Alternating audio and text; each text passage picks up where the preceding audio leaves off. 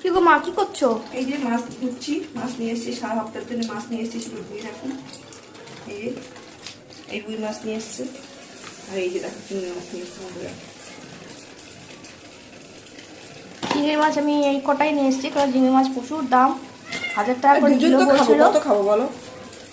এই 4টে চিংড়ি মাছ 200 চিংড়ি টাকা। মাছটা ওই ভালোবাসে, ওর বাবা অত খেত না, আমিও খেতাম না, ওই ভালোবাসে তো ও ভালোবাসে, ওর জন্য নিয়ে এসছে। আর এই যে ওদের জন্য চিকেন,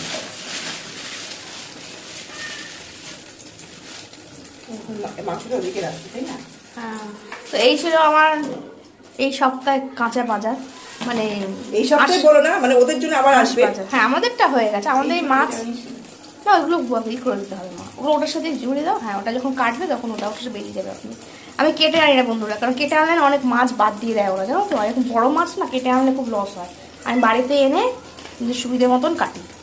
আমি তো কাটতে পারি না, ওর বাবার থেকে শিখেছে, ওর বাবা কাটতে দেখেছে, ও কাটে, আমি পারি না বন্ধুরা কাটতে।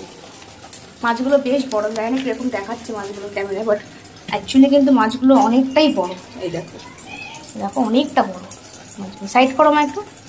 হ্যাঁ, দেখো কতটা বড় মাছগুলো, বেশ বড়। বলছি না 1000 টাকা কিলো বলেছে, মানে যথেষ্ট বড়। এই যে মাংস, আর এই যে ওদের মাংস রাখা হয়েছে, সিদ্ধ হবে।